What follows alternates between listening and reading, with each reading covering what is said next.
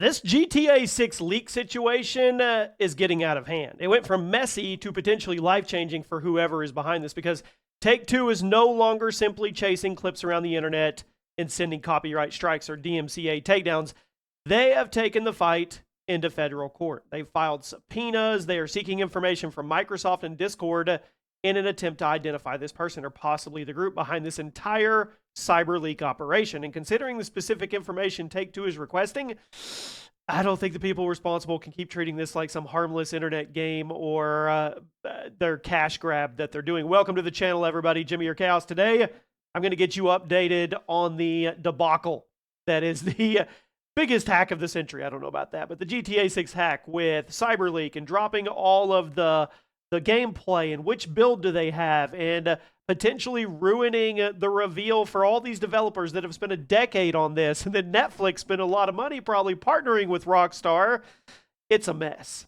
But it looks like Rockstar is taking action. And this is what the suits do. I've seen this firsthand with like Activision suits when it comes to their property and their IP.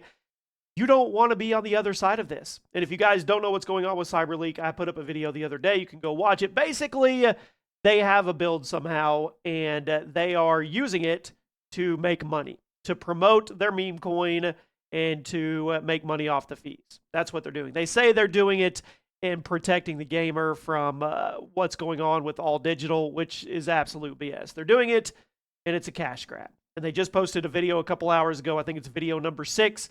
And it is Jason driving through in a supercar, something like that. So there you go. Now, the craziest part is the leaks. I don't know when they're going to stop unless they just bust down his door, her door, their door. I don't know. After going quiet for around 24 hours, CyberLeak returned today with more alleged GTA 6 gameplay. Another look at the vehicles, a supercar, Vice City. And we've seen clips suggesting this person has access to much more than a handful of stolen videos, because one of the most concerning pieces of footage showed Jason inside a playable build, firing bullets into a wall to spell out leak. That was seemingly designed to prove they were not recycling somebody else's footage. They wanted everyone to believe they could actually control the game, that they have a full that they actually have a full build. Now, we need to be careful about what we call confirmed here. We don't know precisely how recent the build is, where it came from, whether CyberLeak personally possesses it. Some of the circulating footage has reportedly been identified as material from an older 2023 build, so nobody should judge the final graphics, any of that, traffic density, polish. That'd be silly. If this group really can access and operate a playable development build, that would explain why Take-Two's response is escalating. And if they have access to cutscenes and the ending of the game, that's a big deal. And according to multiple reports, Take-Two has filed the subpoenas in the Southern District of New York on August 20th. The company is seeking records from Microsoft, Discord, all of that, to connected accounts, servers, communications allegedly involved in posting or distributing the leaked material. Now, Take-Two reportedly wants Microsoft to provide internal business and investigative records relating to the CyberLeak identity, along with enough information to potentially identify the users, the people, the entities, whatever. And the Discord request is even broader. Reports are saying Take-Two is seeking account IDs, registration emails, phone numbers, registration, recent login IP addresses, linked Google or Xbox accounts, anything that's a device identifier, potentially relevant OneDrive content. Microsoft and Discord have reportedly been given until September 4th to produce the requested records. This is no longer somebody at Rockstar repeatedly clicking the report button on X.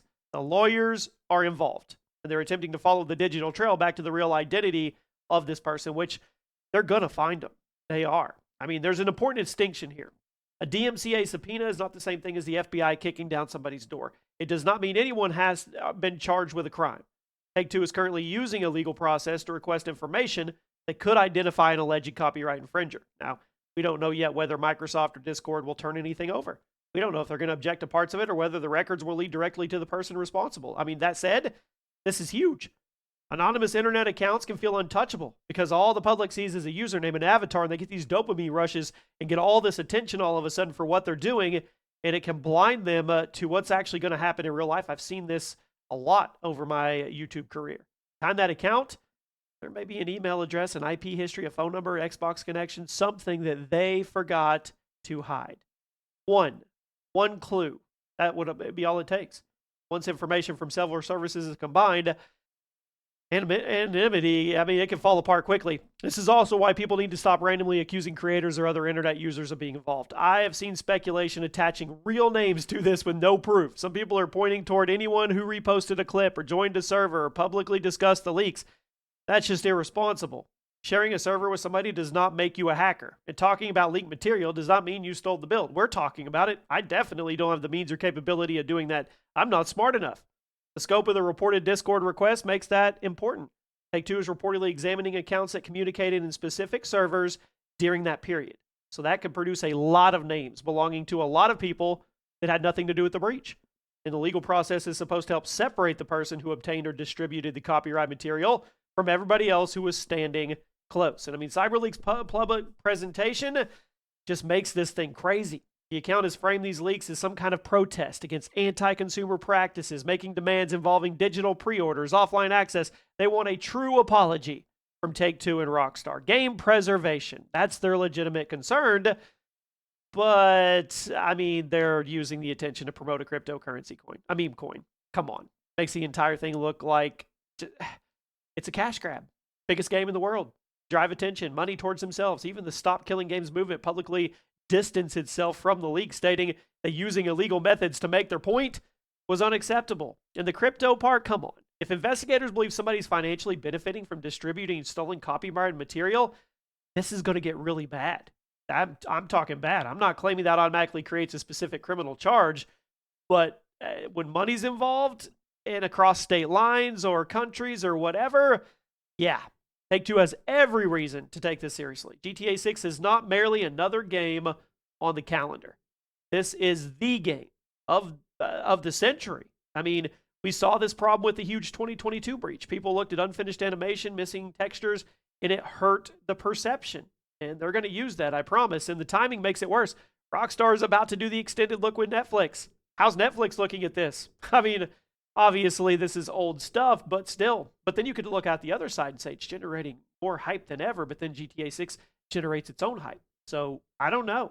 The hackers, the group, they may believe that using multiple platforms, accounts, and communication channels is protecting them. Maybe they use Discord to coordinate, Microsoft services to store and access, Telegram to communicate, and then they put it all on X. They may think they're foolproof. But I've learned everybody makes a mistake.